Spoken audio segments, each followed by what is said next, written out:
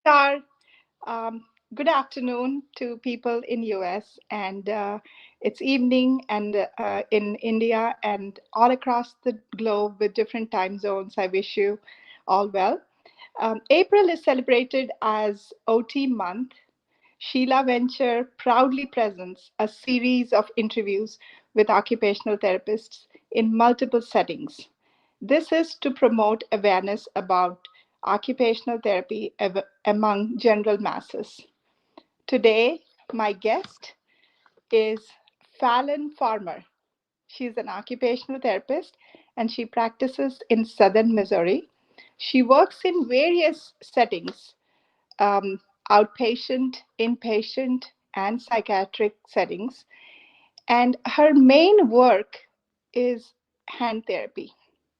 So, welcome, Falyn, to my show. Thank you. I'm so happy to be here. So, we have a therapist.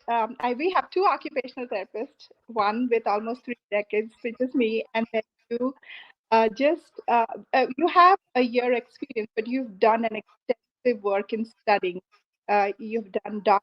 So please tell me about why you chose occupational therapy as a profession and share with our audience about your schooling. Okay, yeah. So I originally wanted to be a pharmacist, which didn't end up working out. I kind of got into working in the field and I was like, oh man, this really isn't for me. I'm a very social person, so I like to be around people and be working with people, and that kind of wasn't the setting that I was going to end up in.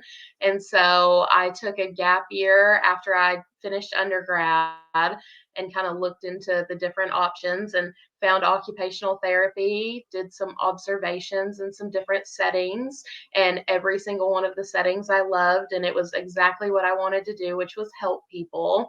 And so I decided to do that. And so I did my undergrad at the University of Arkansas at Little Rock, and I got my bachelor's in psychology. And then I did my graduate program at Arkansas State University in Jonesboro, and I got my doctorate in occupational therapy there. Wonderful. So that's quite an amazing journey of choosing occupation when you were in the psychology or you want to. So, when we talk about occupational therapy, there is always this question that really bothers me, but it always starts like definitely among masses. They say, "How are you different than PT or which is PT is physical therapy and speech therapy is speech." It's just it is a um, awkward kind of a thing, and then we have to define physical first and then talk about speech therapy and then come to explaining ourselves. So in these situations. And to me, there's also a concept that there is not much said of what occupational therapy is among general mass.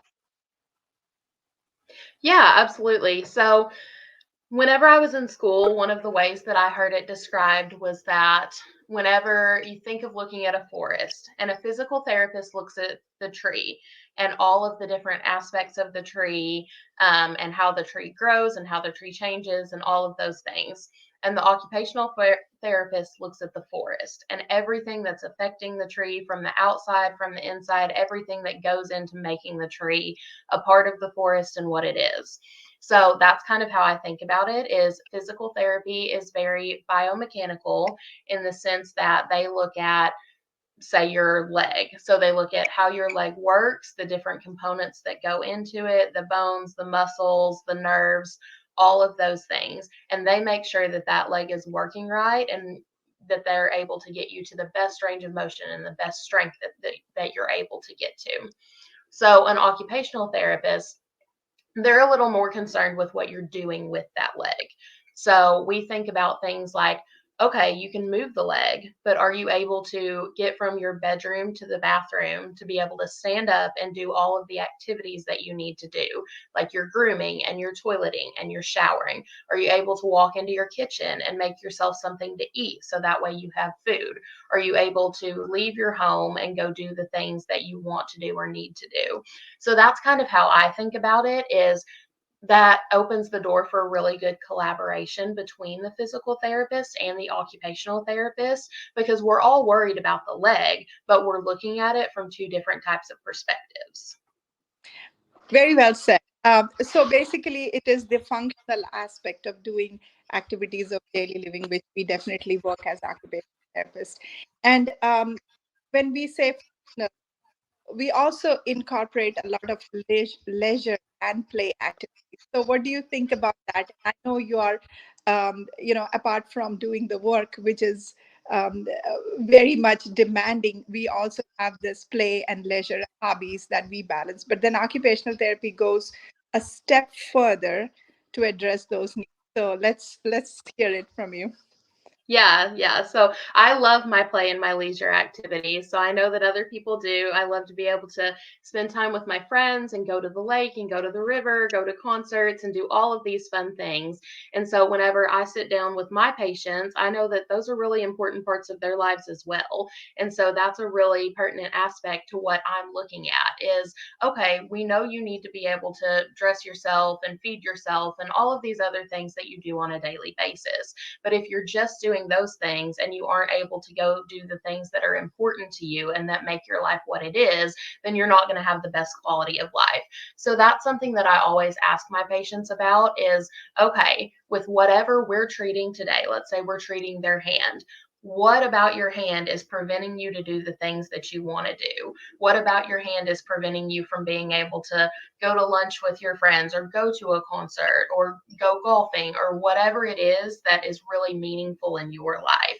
And we either work to fix the deficit and make it better so that they're able to do those things, or if they're, sometimes we'll have a situation where we can't get it all the way better, such as a stroke or something like that. And so we look at different adaptive techniques to say, okay, we can't do it the way that we used to do it, but let's figure out a way that we can still do it and you can still participate in those activities. Thank you for clarifying that. And I also want to use three concepts that we treat in occupational therapy. First is remediation or treatment. As you said, if somebody had a stroke, had weakness, so we address that first. And then we go for accommodation or adaptation, as you said. And then if that doesn't work, then we go with modification. So we have these three strategies where at the end of the day, we definitely want them to be independent in how they do the task. So we have been trained with the biomechanical aspects of movements. We know the adaptation of activities of daily living, which we have a lot of adaptive equipments that we prescribe to our patients. And the most important thing is identifying and treating. So we take pride in doing so. So that it's kind of a little bit more intense to seeing a person as a whole, as you and I have been talking about. So my next question, which is the burning question at this point and age, is everybody is worried about chat GPT coming over and taking over things. We talk about how there is a lot of need for emotional intelligence.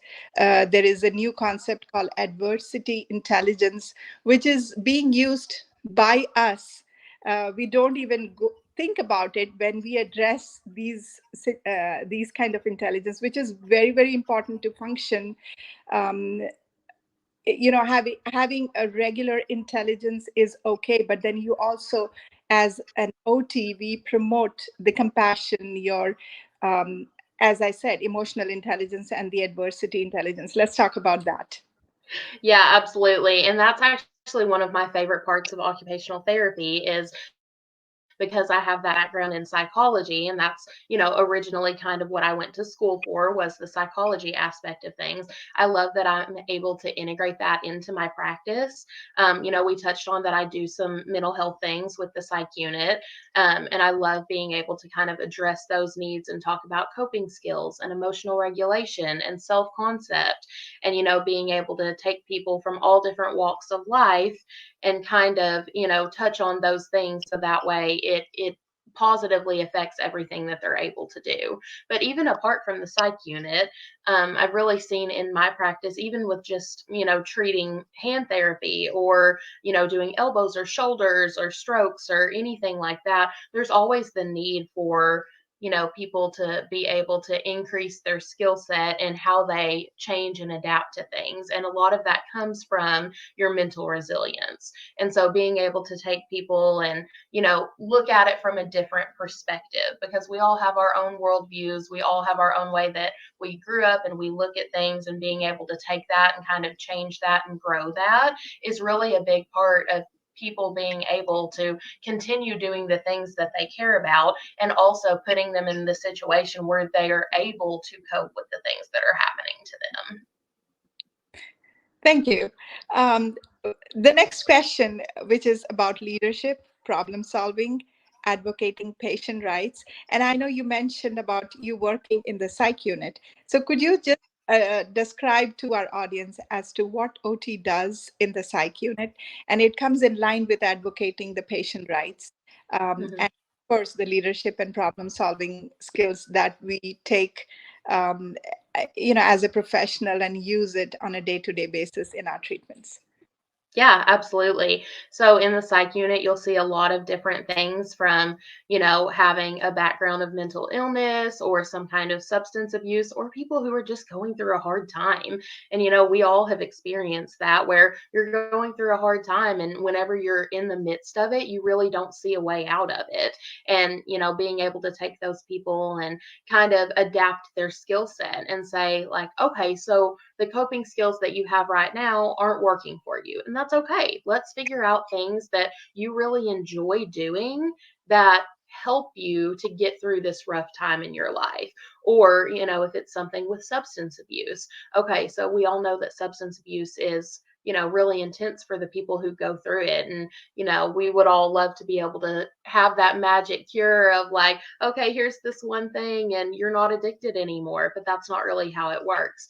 And so you really have to build people up to where they understand, okay, if I'm having a trigger, if I'm having a craving, whatever it is, that here are all of these tools that I can use to take myself out of that mindset and to take myself out of that situation. And so that's a big part of it too, even for people who are in physical pain, is being able to remove themselves from the situation and have those different types of coping skills to get through whatever it is that they're going through.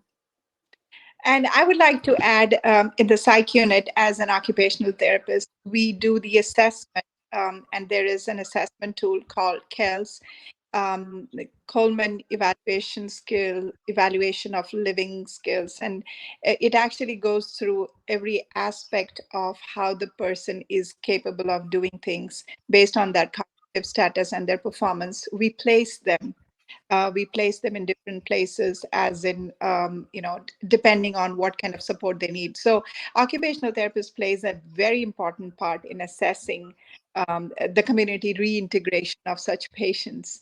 So that's a very new thing for me. And it's very rewarding, because you can determine the status of where this person is going to go, and you can also formulate your treatment so that they can go to the most optimum level that they are capable of. So that's quite interesting thing that not many people know, as OTs, what we do. My burning question for you is, um, I know you have just got into the profession for a couple of years now. However, how do we promote OT awareness, number one, and how do we spread the word around so that people can join occupational therapy, or they can just reap the benefits of being an occupational therapist and contribute to the community? Yeah, absolutely. So I think communication is the biggest thing. So situations like this where we're, putting out videos to kind of spread awareness, I think is super helpful. Also the people who we treat just, being positive influences in their lives and, then they'll go to their person down the street or their friend or whoever it is and say, "Oh my gosh, my occupational therapist, they helped me so much," and being able to spread it that way. But I also think a big part of it is legislation. So with occupational therapy, we are a little different than physical therapy and speech therapy. In order for us to go into certain locations, a physical therapist or a speech therapist has to be the first one to go in. So, in a lot of different settings, we aren't able to treat unless there is already a physical therapist or a speech therapist that's in there treating that refers us. And there's also some different stipulations, at least within the United States, of what we're allowed to practice. So within Missouri, we're allowed to practice mental health. In Arkansas, we are not allowed to practice mental health. And so I think a big part of that also is legislation, and all of the people who are occupational therapists or CODAs, or, have someone that they love that's an occupational therapist, or that, is someone who has benefited from occupational therapy, really using their voice and really, calling out to the legislators and to their state representatives, and talking with them about how important this profession is for people's daily lives, so that we can all kind of get on the same page about what we're able to do. Thank you. And that's a very valid point that you have described, especially the legislation and the insurance reimbursement. And it comes hand in hand, the legislation along with the reimbursement. So we need to have more voices like you, the youth who is just coming into this profession can definitely make a huge difference. And advocating patient rights, basically, that's an important aspect of us as professionals, to take the voices of our patients and just take it to the legislators, and just make this again the patient stories, the success stories that we have. So having said that, what are your challenges and what are your accomplishments that you have got in this this year and a half of that you've had? Well, I feel like there's been tons of challenges, but also tons of accomplishments. I know that, for me, being a new graduate, it's really scary to go out into the field and feel like you're responsible for somebody's well being. That's a really significant challenge, but it's also really rewarding whenever you see your patients progressing and you're really able to tell the difference that you're making in their lives. And so that's something that I love about it, is just being able to really get to know my patients and get on a personal level with them, to be able to see the changes that I'm making in their lives. I think one thing that I would tell new practitioners or students is to just trust yourself. You know what you're doing. You've been trained for this. And if you don't know, you'll look it up, because I have to do that all the time. I look up stuff all the time. And that's okay. As long as you're doing your research and you're looking for, the best evidence-based practice and you're following that, then you're doing okay. So I think that's something that, not even new therapists, but everybody needs to hear every now and again, is like, you're doing a good job. You're doing okay. And mentorship, that's something I see, mentoring in you. And it's just, I think as an OT, we constantly find ourselves explaining things, educating patients. And the most important thing for an OT, I believe, is communication skills, how you're able to communicate in the level of patients' ability to understand you. So that can be a little bit challenging initially, but then eventually, as you said, we have so much resources online available now, and then we have protocols that's given to us from the physicians, as since you are an hand therapist. So we'll come down to that as as an example where you have the protocol. So it is initially, when you don't do something or you do something for the first time, it is scary, but then you get the hang of it, and at the end of the day, it's rewarding when the patient tells you, yes, this helped me. Mhm. Let's talk about um, just some incidences that you can share with our audience without being very specific, but just kind of tell us about how you overcame your anxiety, or what was the work setting where you could get some help, or how did you overcome that? Because any new graduate, when they first find the opportunity to work, they're always scared about, what if this happens, what if that happens, and they don't want to go for the opportunities because they are scared. How do we, give us an example, so that way, people who are listening to you, they would think about being a certified, like going into hand therapy. Mhm. Yeah, absolutely. I mean, there have been plenty of times where I have seen something for the first time, and I will initially think to myself, oh my gosh, I have no idea how to even go about this.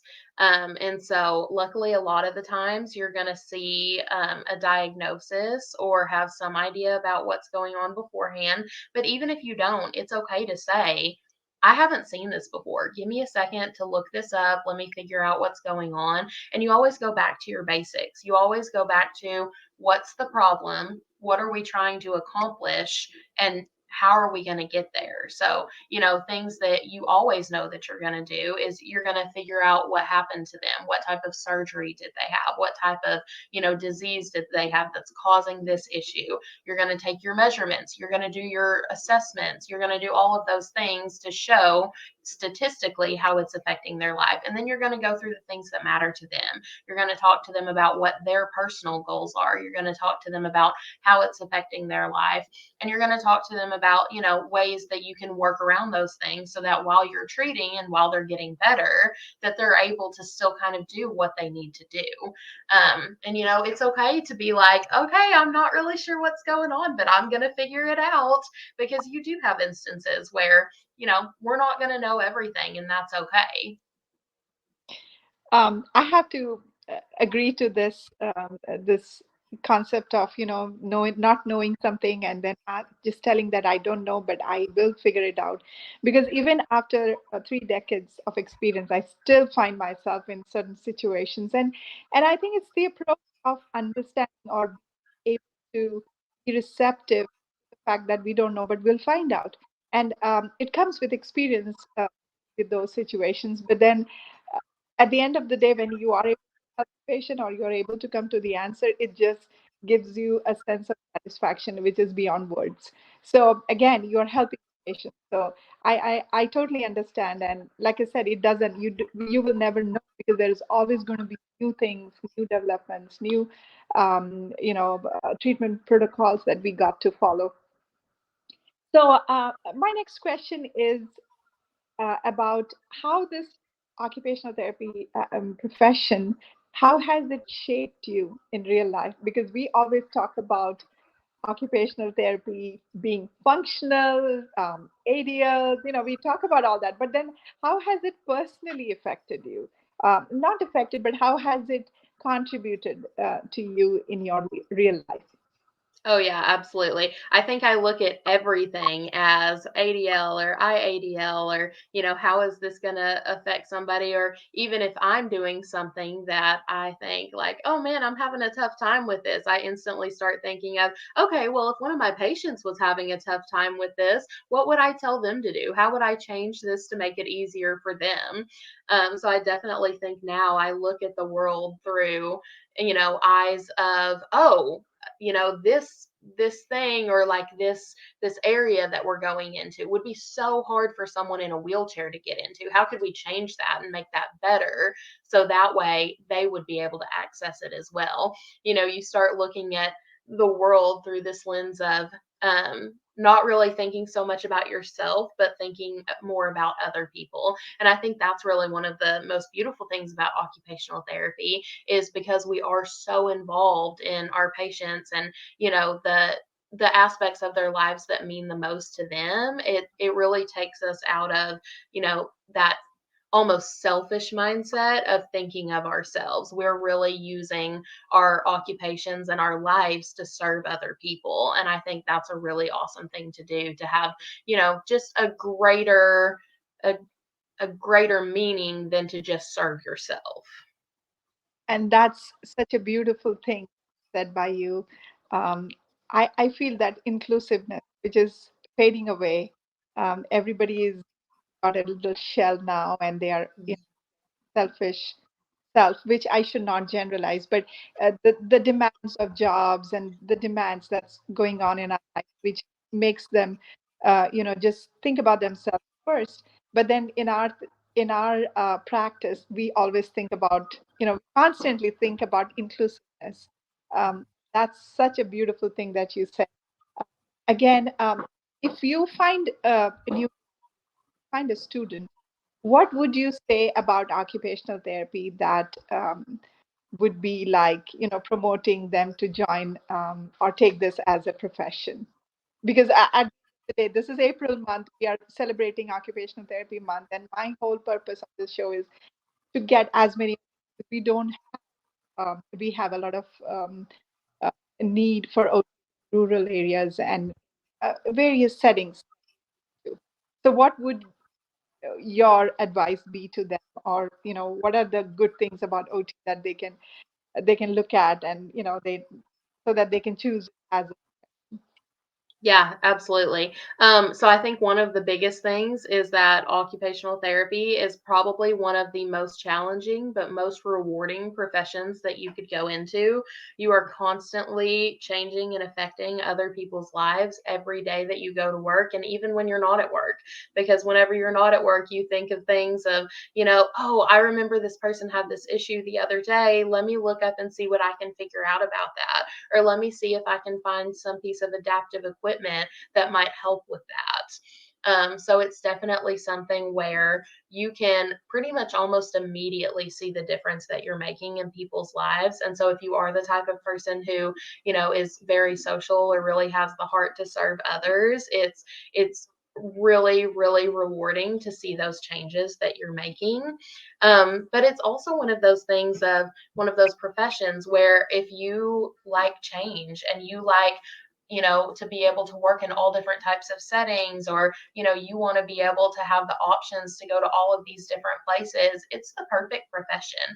Because not only can we work in the hospital setting and nursing homes and home health and all of those types of settings, we can work in the school system, we can work in a psych unit, we can work in a drug rehab, we can work in a daycare. There's an endless possibility to the different types of settings that you can work at.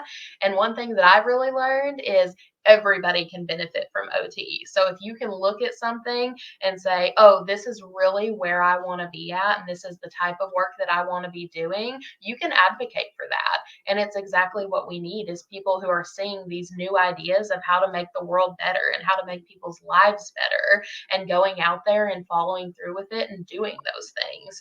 And so it's one of those occupations where you will never be bored. Even if you're like, oh, wow, I'm really burnt out in the hospital setting, cool, bounce over to the school setting, bounce over to a nursing home, bounce over to a daycare, because you have the skill set to focus in all of those areas. Yeah, and I would also add ergonomics and work hardening have come into. And recently, I have been doing a lot on pelvic floor disorders, where we as an OT, we promote radial skills, of urinary incontinence, that OTs go in and work with them. So yeah, there are different settings that you can switch into, and it's every setting is a challenge, but then rewarding, as you said. So Fallon, thank you so much for finding time to come in and, from your busy schedule, and talking to me about OT, and people like us who definitely can bring more awareness to the world out there, where students can uh, choose this profession. And the more we talk about the possibilities that are there, and the more we interview people like you, who's just come out of college and decided to do this, the inclusiveness, the flexibility, the opportunity to be good listener, to be a good mentor, to help people. And again, such beautiful things that we do in the world now. Occupational therapy does that, and I'm so proud to be one. And my journey has been quite interesting, and it's of learning. Even now, I'm learning. And when I people like you promising young students who choose to be an occupational therapist, this makes me feel very nice.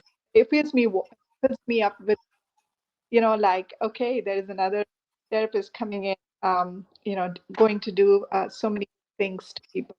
We connect with emotions. That's what for me, that is my um, to go thing with my professions. I'm able to help them and be able to, as I said, be a good listener and contribute to their wellness and health. So thank you so much. And would you wrap up with a few words, please?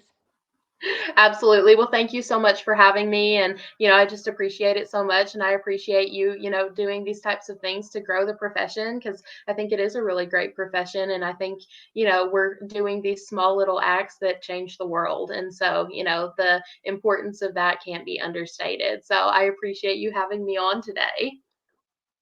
So much. And to all the audience who are out there, thank you for joining in. Um, I hope you guys have had some idea about occupational therapy, and we will be doing of these interviews in different. Today we had Falyn Farmer, who is going to be a certified hand therapist, and she had experience in psych unit and in the hospital patient setting. So thank you so much for your future, and I hope you shine as an occupational therapist. You already are. And thank you for taking my request to come on this show. Namaskar. Thank you so much. Bye.